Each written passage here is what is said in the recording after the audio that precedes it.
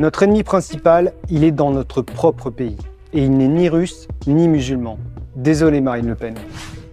Les médias relaient une propagande guerrière brutale. Au nom de la menace russe, Macron veut nous convaincre qu'il faut accélérer la course à l'armement, accepter de faire des sacrifices et même se préparer à servir la patrie. Cette logique d'escalade va nous mener à la catastrophe. Et c'est nous, les travailleuses, les travailleurs, qui allons payer les pots cassés. Je vous explique. L'argument numéro 1, c'est la menace russe en Europe. On nous vend un scénario catastrophe. La Russie serait prête à envahir la Pologne, menacerait la France, Poutine serait un nouveau Hitler. Bref, il faudrait s'armer d'urgence. Ce récit, il est taillé pour exagérer la menace immédiate d'une puissance qui a été incapable d'atteindre ses objectifs militaires en Ukraine. Mais surtout, pour faire passer la France pour une victime qui ne ferait que se défendre. En vérité, ce qui se joue depuis l'invasion par Poutine de l'Ukraine, c'est le prolongement des rivalités historiques entre l'OTAN et la Russie. Poutine est un chef d'État ultra-réactionnaire qui réprime sa population et a distribué les ressources naturelles de la Russie à ses amis milliardaires. Son invasion de l'Ukraine est scandaleuse, il n'y a aucun doute. Il a rasé Mariupol et Bakhmout, veut opprimer les Ukrainiens et piller leur pays. Mais ne soyons pas naïfs. Les impérialistes occidentaux,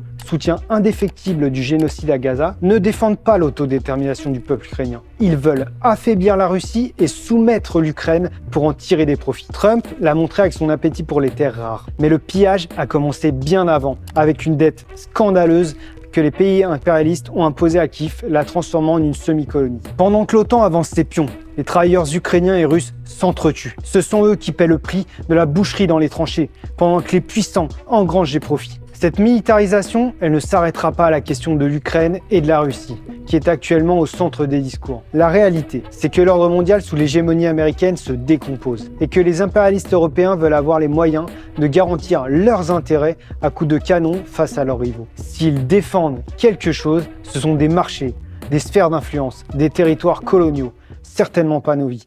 On nous promet que l'explosion des budgets militaires nous conduira à la paix. Mais face à la crise, nos gouvernements vont de plus en plus avoir intérêt à la guerre. D'autant que la guerre, c'est un business. La France est le deuxième exportateur mondial d'armement. Or, depuis les annonces de Macron, le cours des actions des multinationales comme Dassault ou Thales explose. Début mars, Patrice Ken, le président de Thales, présentait les résultats de son groupe en se félicitant. Le contexte est on ne peut plus porteur pour les industriels français de l'armement. Depuis, Disclose a révélé que cette entreprise équipait des drones de combat israéliens depuis 2018 et contribuait ainsi directement au génocide à Gaza. Dans des médias comme Capital, contrôlés par Bolloré, on se demande comment investir pour profiter du boom du secteur de la défense. Voilà qui va profiter de la guerre. Pour nous appâter, on veut nous faire croire que ces profits serviront à réindustrialiser la France. C'est un mirage. La course à la militarisation, ça veut dire cadence accélérée, conditions de travail dégradées, inflation et attaque contre le droit de grève. Dans certaines boîtes, il y a déjà un chantage scandaleux qui se met en place, comme à la fonderie de Bretagne où des ouvriers vont être contraints à produire des obus pour conserver leur emploi. En parallèle, le patronat multiplie les appels à faire des sacrifices sur les hôpitaux, les écoles, les services publics, mais aussi sur nos retraites et nos salaires. Soyons clairs, la militarisation va enrichir les patrons, mais elle ne profitera pas aux ouvriers ni à la justice sociale, comme voudraient le faire croire certains à gauche. D'autant que ce sont nos enfants qu'ils enverront au front, et ils commencent déjà à les embrigader avec le SNU. Pour toutes ces raisons, on doit refuser leur guerre qui nous oppose aux travailleurs et aux classes populaires d'autres pays pour les intérêts de nos patrons. En tant que raffineur à Total, j'ai plus en commun avec un ouvrier de l'énergie russe ou ukrainien qu'avec les dirigeants de mon entreprise qui exploitent notre travail. D'ailleurs, à Grandpuits, ils veulent supprimer 89 emplois. Meanwhile, Patrick Pouyanné justifie son salaire sur Twitter. En 2021, la rémunération du patron de Total Energy a atteint près de 6 millions d'euros, en hausse de 52%. On fait les ordonnances de travail et ça passe. On fait la réforme de la SNCF, on met fin au statut et on ouvre la concurrence. On s'attend à des blocages complets. Et on les a pas tant que ça, il y a des grèves, mais ça passe. On dit qu'on va pouvoir entrer dans les universités sur le fondement d'une orientation sélective. Tout le monde, on le fait.